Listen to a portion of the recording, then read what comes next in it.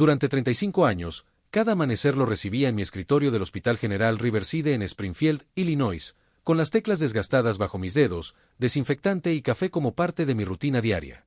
Me llamo Margaret Ayes, y durante la mayor parte de mi vida creí que mi único propósito era darlo todo por mi hijo, Evan. Cuando mi esposo, Paul, murió en un accidente en la fábrica, Evan tenía 5 años. Se aferró a mi mano en el funeral, con lágrimas corriendo por sus mejillas, y en silencio le prometí que su vida jamás estaría marcada por la pérdida. Trabajé turnos dobles, limpié casas los fines de semana, me salté comidas, todo para darle clases de piano, fútbol, tutorías y un futuro.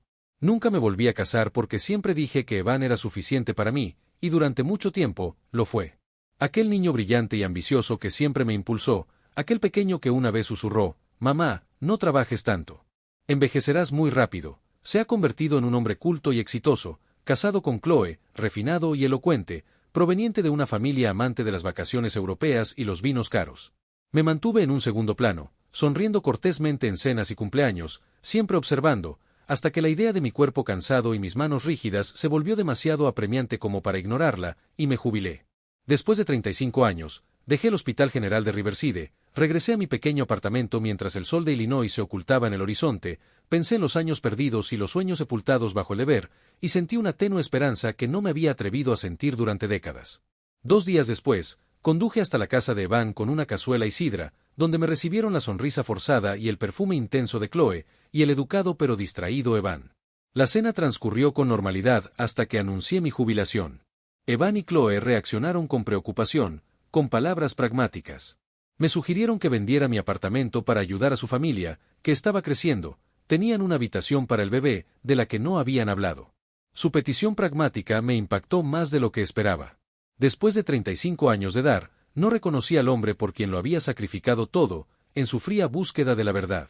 Salí de su casa en silencio, sintiendo como algo dentro de mí se rompía y despertaba al mismo tiempo. Esa noche, sola en mi apartamento, sonó mi teléfono.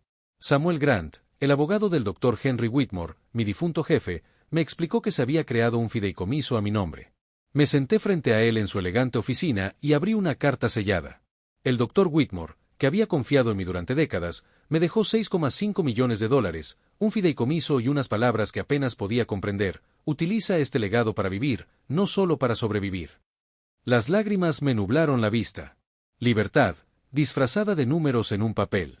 Pasé mi primera semana caminando a orillas del lago Springfield mientras la niebla se elevaba del agua, asimilando las palabras del Dr. Whitmore. Compré una casa modesta con paredes verde salvia, una cocina soleada y un roble en el jardín, asistí a clases de arte y talleres de cerámica, me uní a un club de lectura y viví una vida tranquila. Mi dinero era mi escudo. Pero la libertad atrajo la atención.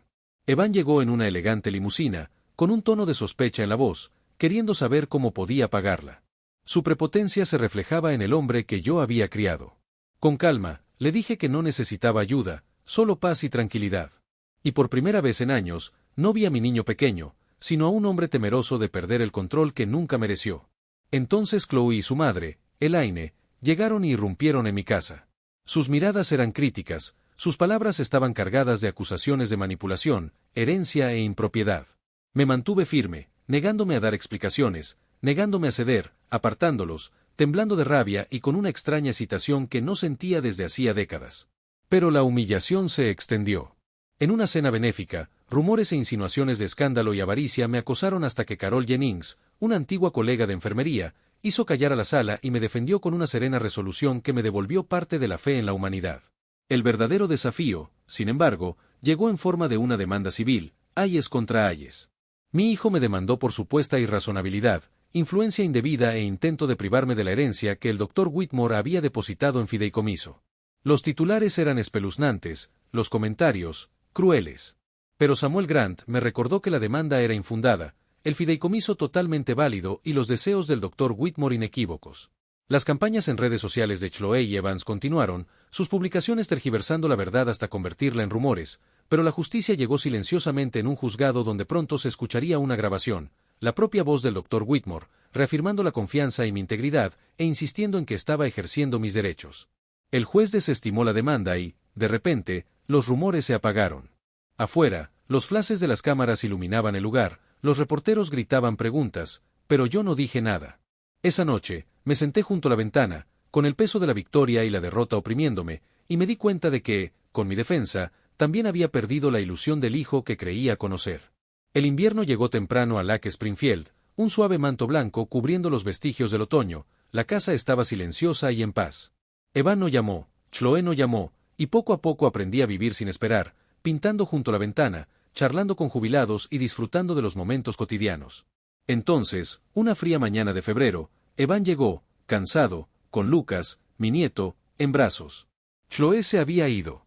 Admitió haber ido a terapia, se dio cuenta de que el control que buscaba no era amor y se disculpó. Sostuve al bebé en brazos. El calor de su cuerpo disolvió meses de ira reprimida y le susurré que perdonar significaba elegir la paz en lugar del dolor, una lección que ambos necesitábamos.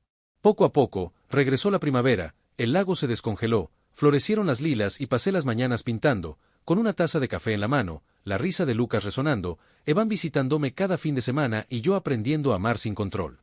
Los murmullos de juicio se desvanecieron, los periódicos siguieron su curso y me reencontré conmigo misma. Una tarde, mientras impartía una clase de pintura, rodeada de risas e historias, comprendí que la paz no se da, se gana.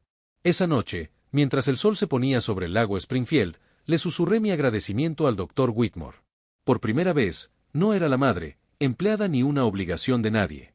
Yo era simplemente Margaret, una mujer que había sobrevivido a la traición, encontrado el valor y aprendido que la mejor venganza no es la riqueza ni la victoria, sino la paz. La verdadera fortaleza reside en saber cuándo dejar de dar y empezar a vivir.